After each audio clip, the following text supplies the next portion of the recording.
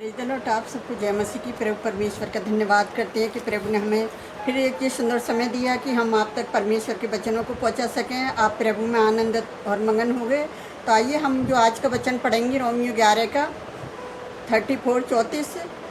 और आज का जो टॉपिक है परमेश्वर की स्तुति का। तो इस वचन को कोई पढ़ेगा। प्रभु की बुद्धि को किसने जाना या उसका मंत्री कौन हुआ। हालेलुया। तो परमेश्वर की बुद्धि को किसने जाना या उसके मंत्री कौन हुआ। परमेश्वर का धन और बुद्धि ज्ञान क्यों ही गंभीर है, उसके विचार कैसे था और उसके मार्ग कैसे आदमी है, क्योंकि वो हमारा परमेश्वर सामर्थ्य पिता है। तो अगर हम कुछ टिप्पणियों के वचनों में देखेंगे तो उसमें किस प्रकार से लिखा हुआ है कि कोलोसियों 2 के 2 और 3 में पढ़ेंगे तो उसमें लिखा है ताकि उनके मनों में शांति हो और वे प्रेम से आपस में गड़े रहे और वे पूरी समझ का सहारा धन प्राप्त करे और परमेश्वर पिता के भेद को अर्थात मसीह को पहचान ले। हालेलुया। अगर हम उसके 41 में पढ़ेंगे, 40 के यशायाह 40 13 और 14 में पढ़ेंगे तो उसमें लिखा है कि किस तरह से परमेश्वर ने अपने वचनों के द्वारा उससे बातचीत करी है, कि किस तरह से परमेश्वर का आत्मा लोगों से बातचीत करता है। किसने यहोवा की आत्मा को मार्ग बताया या उसको होकर उसका ज्ञान सिखाया। 14 उसने किससे सम्मति ली और किसने उसे समझाकर न्याय का पथ बता दिया और ज्ञान सिखाकर बुद्धि का मार्ग बता दिया। हालेलुया। अगर अगला वचन में पढ़ेंगे कि परमेश्वर ने हमें किस तरह से वचनों के द्वारा बातचीत करता है, कि परमेश्वर के मन के विचारों को किसने जाना। जैसा भी हमने यशायाह 40:13-14 में पढ़ा कि परमेश्वर के मन को केवल एक ही मनुष्य ने पूरी तरह जाना और वो व्यक्ति है यीशु मसीह। परंतु हम भी यीशु की शिक्षा के द्वारा परमेश्वर के मन को जान सकते हैं। 1 कुरिन्थियों 2:16 में हम परमेश्वर के मन का ज्ञान, क्योंकि यीशु ने उसे हमसे परिचित कराया है, ताकि यूहन्ना 1:18 में, क्योंकि जो परमेश्वर का वचन हमें किस तरह से वचनों के द्वारा प्रभु हमसे बातचीत कर रहा है, कि किस तरह से यूहन्ना 1:18 में लिख रहा है कि परमेश्वर को कभी किसी ने नहीं देखा, केवल उसका इकलौता पुत्र जो यीशु मसीह है जो उसकी गोद में है। तो वो परमेश्वर है जो अपने बेटे बेटियों के द्वारा किस तरह से वचनों के द्वारा परमेश्वर हमसे बातचीत करता है, कि मेरे बेटे बेटी वचनों में आगे बढ़ें, और वचनों के द्वारा परमेश्वर हमसे बातचीत करता है और जितना हो सके हम परमेश्वर के वचन को आगे तक पहुंचा सके। क्योंकि परमेश्वर के मन को जानने वाला कौन है, क्योंकि परमेश्वर तो हमारे मनों में, हमारे हृदयों में वास करने वाला परमेश्वर है। जैसे अंत्योख्या आयत में लिखा है कि कैसे तुम पवित्र आत्मा का मंदिर हो। तो हम पवित्र आत्मा का मंदिर हैं, तो परमेश्वर का मन किसने जाना। और परमेश्वर का धन्यवाद करती हूँ कि इस वचन के द्वारा मैं आपको एक गवाही बताना चाहती हूँ कि आज का टाइम वक्त इतना ख़राब चल रहा है कि हम जब पुरानी जगह पर रहते थे तो वहाँ भी इन दिनों में बड़ी प्रसाद के पीछे लड़ाई झगड़े होते थे, और वो लड़ाई झगड़ा इतना लंबा चला कि परमेश्वर ने किस तरह से हमें अपनी सुरक्षा में रखा, क्योंकि वो सामर्थ्य परमेश्वर है। जब उसने देखा कि मेरे बेटे बेटियों के तो ये पूरी तरह से पीछे लगे, क्योंकि उन्होंने अपना ये केरल से भविष्यवक्ता भेजा हमारे पास, और उस भविष्यवक्ता ने हमको बताया कि तुम परमेश्वर आपसे बहुत प्यार करता है और आप आगे बढ़ते जाओ और किसी के घर का कुछ भी मत खाना, क्योंकि ये लोग ना तुमसे चिढ़ते हैं। तो मैंने कि कोई बात नहीं है, अगर हमसे चिढ़ते हैं, कह रहे कुछ भी दें तो ये कुछ भी मिला के दे सकते हैं। तो मैंने कि अच्छा कोई बात नहीं है। तो मैं परमेश्वर का धन्यवाद करती हूँ कि प्रभु ने हमें 25 साल संभाला। 25 साल इतना लड़ाई झगड़ा लोगों ने हमसे प्रसाद के पीछे करा और हमें इतना बुरा और तुच्छ जाना कि मतलब क्या करें कि प्रभु को छोड़ दें किसी भी तरह से। लेकिन हमने परमेश्वर को छोड़ना नहीं चाहा, क्योंकि परमेश्वर ने अपना वचन पूरा करा कि उसने वादा कर दिया ना मैं तुम्हें कभी छोड़ूंगा ना मैं तुम्हें त्यागूंगा। और जब हमें 25वां साल लगा तो परमेश्वर हमें वहाँ से यहाँ निकाल कर लेकर आया उत्तम नगर में। जब हम उत्तम नगर में आए तो अभी मैं कुछ दिन की बात बताती हूँ कि हम आपस में ऐसे ही बातें कर रहे थे। तो मेरे बच्चे थोड़े से ऐसे ही हैं डरपोक से, तो वो नहीं चाहते कि किसी प्रसाद के पीछे झगड़ा हो। लेकिन मैं परमेश्वर का धन्यवाद करती हूँ कि प्रभु ने मुझे इतनी सामर्थ्य दी है कि मैं हर व्यक्ति से बात करने में मतलब पीछे नहीं हटती। परमेश्वर का वचन में कैसे किसी न किसी तरह से उन लोगों तक पहुँचा देती हूँ। तो मैं अभी आपको इसी फ्लोर की बात बताती हूँ कि अचानक से एक लेडीज़ आके हमारे गेट को पिटपिटाने लगी। और वो लेडीज़ ऐसी है कि मतलब जब मैंने उसे वचन प्रचार करने के लिए क्या हुआ, मैंने उसके गेट को बजाया तो उसने गेट नहीं खोला। और उसी लेडीज़ से मेरी ज़्यादा बातचीत नहीं हुई और मेरे बच्चों ने उसे बताया कि मम्मी जी लेडीज़ जो है ना जो छत पे कुछ करने के लिए जाती है, तो मैंने कहा अच्छा कोई बात नहीं, किसी दिन मैं देखूँगी तो मैं छत पे इसके साथ साथ जाऊँगी, क्योंकि छत तो हमारी है, लाइफ फ्लोर हमारा ही है। तो एक दिन क्या हुआ, वो जो शाम को कुछ करने के लिए ऊपर गई और मेरा भी प्रार्थना का टाइम था, और मैं प्रार्थना छोड़ के मैं क्या हुआ कि उसके पीछे पीछे चली गई। जब मैं उसके पीछे पीछे गई और मैंने पता है उस लेडीज़ से बातचीत करी, मैंने कहा और बताओ आपके क्या हाल चाल है, कैसे हो आप। और ऐसे क्या हुआ कि हमारे बराबर वाली भी जो मैंने उसको वचन सुनाया था वो लेडीज़ भी मेरे पीछे पीछे पहुंच गई। मैंने कहा और बताओ क्या हाल चाल है। कह रही तुम तो आते ही नहीं हो, सारा दिन काम करते रहते हो। मैंने कहा कोई बात नहीं, अब तो मेरा प्रार्थना का टाइम था, बस मैं तो ऐसे ही आ गई, परमेश्वर की क्या इच्छा थी, नहीं मैं तो इतना आती नहीं शाम को। और वो लेडीज़ मेरी तरफ देखती रही कि मतलब इसने इसको भी मेरे बातों में लगा दिया, मेरा काम नहीं करने दिया। तो वो लेडीज़ को बातों में देख के मैंने कहा अब ये बातों में करने लग गई, इससे अब मैं क्या करती, मैं नीचे जाती हूँ अपना काम करती, मैं आके प्रार्थना करने लग गई। अब अचानक क्या करती है कि उस लेडीज़ ने कोई प्लानिंग बनाई होगी, जहाँ उसको किसी ने प्लान दिया होगा कि ये लेडीज़ जो है ये फ्लोर में प्रचार करती रहती है, लोग इसकी बात पे विश्वास करते हैं कि हाँ सच्चा परमेश्वर ही है, वो जीवित परमेश्वर है, हम जीवित परमेश्वर की हम खुद मूर्ति हैं। तो मैं अभी ये गवाही बताती हूँ उसकी कि उस लेडीज़ ने पता है क्या करा कि कुछ लेकर आई गई और उसने क्या करा, मैं कुछ काम में बिजी हूँ लेकिन वो मेरा गेट बजाने लगी, लेकिन परमेश्वर की क्या इच्छा थी कि मैंने गेट खोला नहीं, मैंने सोचा पता नहीं कौन होगा।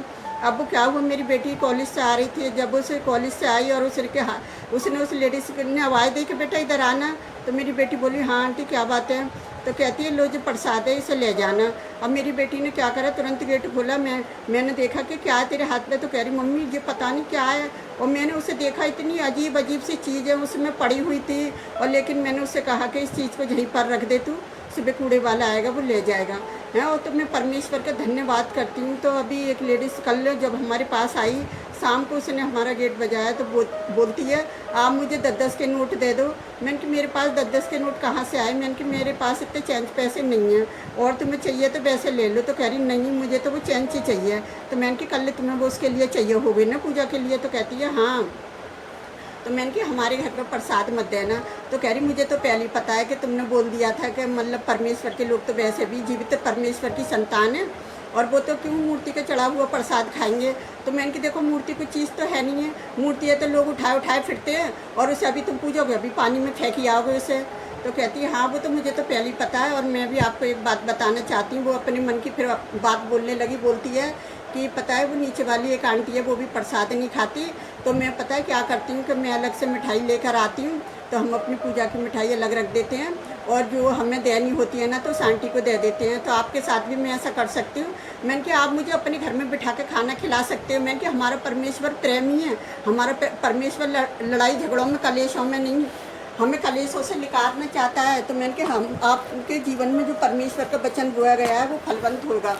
तो कहती है हाँ वो तो मुझे आपने बोल दिया था कि मूर्ति कुछ चीज़ नहीं है, तो इसलिए मैं आपको मूर्ति का प्रसाद देना नहीं चाहूँगी, क्योंकि आप खाओगे भी नहीं, क्योंकि मुझे पता है कि मसीह लोग ना वो मूर्ति का चढ़ा हुआ प्रसाद नहीं खाते। मैंने कि हम खुद परमेश्वर की मूर्ति हैं ना, तो हम क्यों किसी की इंसान की बनी हुई मूर्ति के चढ़ाया हुआ भोजन हम क्यों खाएँ। अगर तुम्हारे घर में कुछ खाना बना तो आप हमें दे सकते हो, हम खा सकते हैं, क्योंकि हमारे परमेश्वर ने कहा है कि जो कि तुम्हारे आगे रखा जाए खाओ। अगर वो ये कह के देता है कि जो प्रसाद है तो उसे मत खाओ उसके कहने के अनुसार। तो मैं परमेश्वर यहोवा का धन्यवाद करती हूँ कि परमेश्वर ने हमारे जीवन से इस कलेश को हटाया और हमें उस लेडीज़ के द्वारा बहुत प्यार प्रेम दिखाया, क्योंकि लड़ाई झगड़े में कुछ नहीं रखा। परमेश्वर नहीं चाहता कि यीशु मसीह जो हमारे लिए बलिदान हो गया, उसने अपने आप को सारी मानव जाति के लिए कुर्बान करा, इसलिए नहीं करा कि हम लड़ाई झगड़े करते रहें इस संसार के अंदर।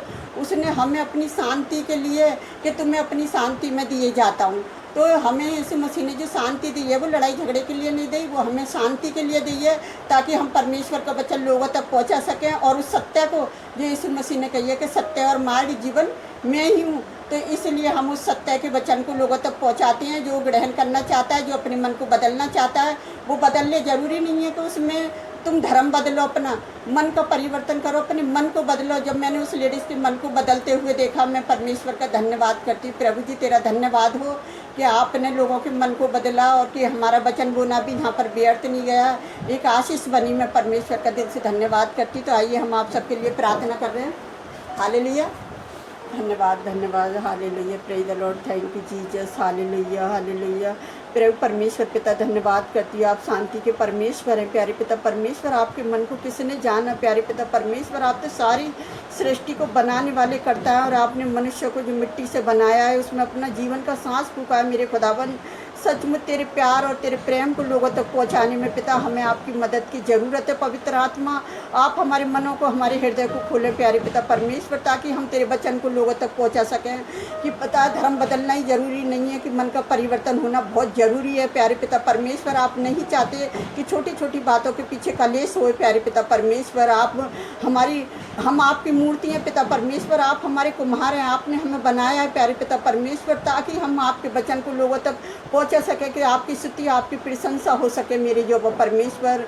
कि यीशु मसीह का लहू बहाना, कोड़े खाना, तीसरे दिन मुर्दों में से जी उठना व्यर्थ न जाए, का आशीष बन जाए प्यारे पिता परमेश्वर। मैं अपने इलाके के सभी लोगों के लिए प्रार्थना करती खुदावन, इसी तरह से उनके मनों को दीन करें। उस लेडीज़ के लिए भी प्रार्थना करती कि वो भी किसी का बुरा ना करे खुदावन, और उसको भी बुद्धि समझ देना मेरे जो परमेश्वर। और मैं अपने पूरे फ्लोर के लोगों के लिए भी प्रार्थना करती हूँ कि इसी तरह से हम प्यार प्रेम से रहें, और एक दूसरे की खाने पीने की चीज़ से नफरत ना करें प्यारे पिता परमेश्वर। जिस चीज़ के लिए आपने मना किया है कि किसी भी चढ़ी हुई चीज़ का प्रसाद नहीं खाना चाहिए, तो पिता आपने हमें उससे बचाया संभाला पिता। उस बड़ी दया अनुग्रह के लिए भी हम धन्यवाद करते हैं प्यारे पिता परमेश्वर, की आपकी स्तुति आपकी प्रशंसा हो मेरे खुदावन आपके वचनों के द्वारा प्यारे पिता परमेश्वर। और जितने लोग हमारी वीडियो को देखते हैं खुदावन, कि आज वो इस वचन से समझ नहीं पाए कि सच्चा परमेश्वर जीवित खुदा यीशु मसीह है, जो इसने अपने आप को बलिदान कर दिया सारी मानव जाति के लिए। तो पिता मैं हर एक जन के लिए, अपने हर एक सदस्य के लिए प्रार्थना करती हूँ खुदावन, अपने विश्वासी लोगों के लिए जो आज ऐसे वहम में पड़े हुए हैं प्यारे पिता परमेश्वर, उनके जीवनों से वहम को निकालें और उन्हें आगे बढ़ाएं प्यारे पिता परमेश्वर, की आपके नाम को महिमा मिले। और जितने लोग रात दिन प्रार्थना करते हैं प्यारे पिता परमेश्वर, आप उनकी दुहाइयों को सुने, उनकी प्रार्थनाओं को सुने और कबूल करें कि हमारी ये प्रार्थनाएं करना उनके लिए व्यर्थ न जाए, एक आशीष बन जाए पिताजी।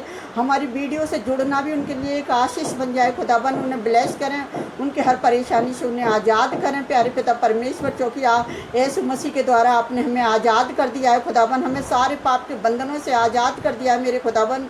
तो अपने बेटे बेटियों की सबकी सहायता मदद करें। जितने लोग विश्वास में कमज़ोर हैं पिता, जो आपकी ओर दौड़े चले आ रहे हैं खुदावन, आप उनके विश्वास को बढ़ाएं पिता, और इस वचन के द्वारा उनसे बातचीत करें प्यारे पिता परमेश्वर, की किसने परमेश्वर के मन को जाना, क्योंकि परमेश्वर सबके मन को जानने वाला परमेश्वर है मेरे खुदावन।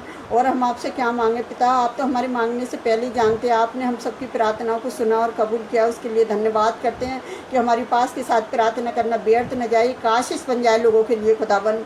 हम जो भी मांगते हैं इस नासरी के नाम पर आमीन। प्रभु आप सबको बहुत से आशीष दें।